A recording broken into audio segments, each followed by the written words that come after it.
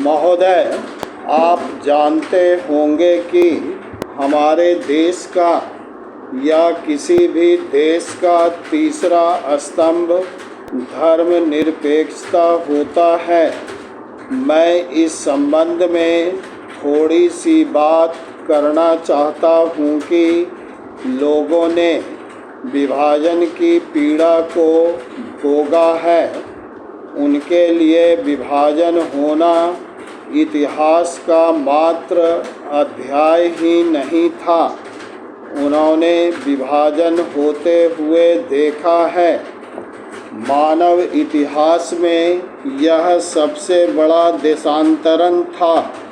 धर्म के आधार पर विभाजन कैसे हुआ था, संभवतः ऐसा कहना समसामयिक हो सकता है, लेकिन यह सत्य था और मुस्लिम लीग द्वारा चलाए गए आंदोलन ने धर्म के आधार पर विभाजन की मांग की थी। यह एक ऐतिहासिक तथ्य है कि अंततः मुस्लिम बहुल क्षेत्रों को इसमें शामिल नहीं अथवा विभाजन कर दिया जाए, परंतु इसका श्रेय संविधान निर्माताओं, स्वतंत्रता आंदोलन की संरचना और उस समय के नेताओं के चरित्र बल को जाता है कि इस सब के बावजूद वे प्रतिक्रियात्मक संविधान बनाने की इच्छा के सामने झुके नहीं और उन्हें झुकाया भी नहीं जा सकता था। दूसरी ओर वे प्रत्येक भारतीय को मैं सोचता हूँ कि हमारे लिए अब समय आ गया है कि इस धर्मनिरपेक्षता की समूची अवधारणा की पुनः व्याख्या करें। दुर्भाग्य से हमारे कुछ बुद्धिजीवियों ने इसे धर्म विरोधी रंग दे दिया था और इस शब्द को एकदम भिन्न संदर्भ में देखा गया है। Paragraph change. यूरोप में चर्च और राज्य के बीच संघर्ष के परिणाम स्वरूप धर्मनिरपेक्षता की उत्पत्ति हो गई थी। जब राज्य अपनी सर्वोच्चता के अधिकार को पुनः जताना चाहता तो दूसरी तरफ पोप के प्राधिकार की निंदा करके धर्मनिरपेक्ष राज्य की स्थापना करना चाहता था। इस प्रकार की धर्मनिरपेक्षता में भारत में प्रासंगिक नहीं है। इस देश के लोग, चाहे वे हिंदू हैं, मुसलमान हैं, जैन हैं, बौद्ध हैं, यहूदी हैं अथवा फारसी, सब लोग अपने अपने धर्म में गहरी आस्था रखते हैं। मेरे मुताबिक धर्म प्रधान देश की यही विशेषता होती है।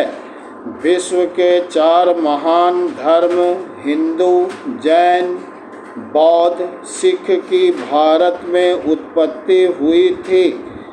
ये सभी धर्म यहाँ पर सदियों से फल फूल रहे हैं। यदि आप धर्मनिरपेक्षता के धर्म विरोधी दृष्टिकोण को लेंगे। Para change. Next chapter. योजना आयोग ने 9वीं पंचवर्षीय योजना मद से हमारे राज्य के लिए 20,000 करोड़ रुपये की योजना राशि निर्धारित करने का निर्णय लिया है।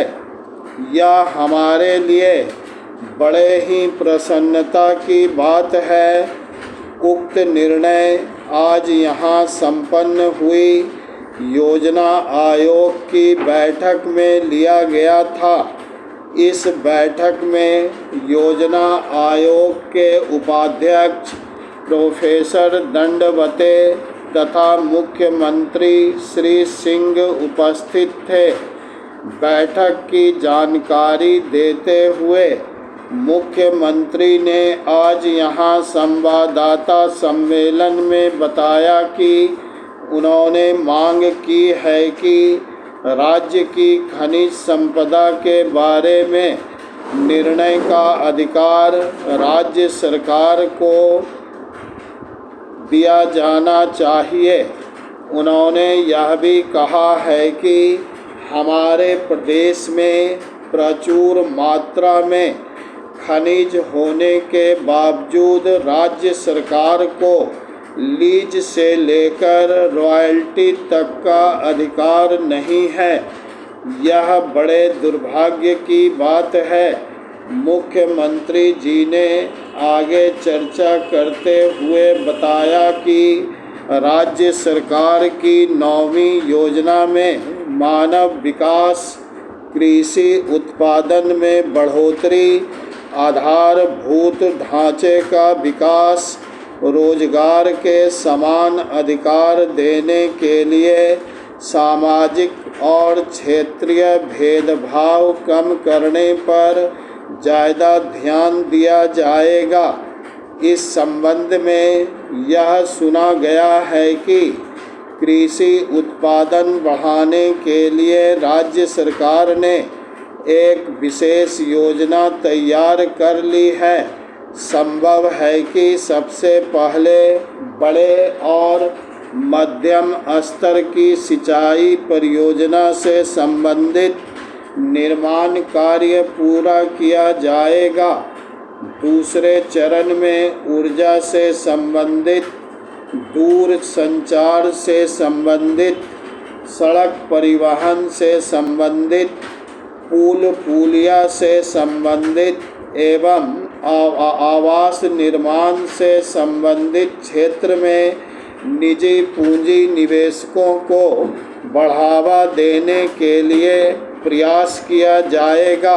पैराशेड रोजगार के अतिरिक्त साधन जुटाने के लिए बंजर भूमि विकास आदि जैसी योजनाएं भी राज्य सरकार ने बनाई है। मुख्यमंत्री ने कहा, जहां तक हो सके विकास प्रक्रिया में जनता की भागीदारी पूरी तरह से सुनिश्चित हो। इस दृष्टिकोण से यह सब योजनाएं बनाई जा रही है। मुख्यमंत्री जी ने अंत में यह भी बताया कि सामाजिक उत्थान के लिए स्थानीय संस्थाओं को मजबूत करने की दिशा में विकेंद्रीकरण किया जाएगा। भारत के अंदर अब योजना आयोग का नाम नीति आयोग हो गया है।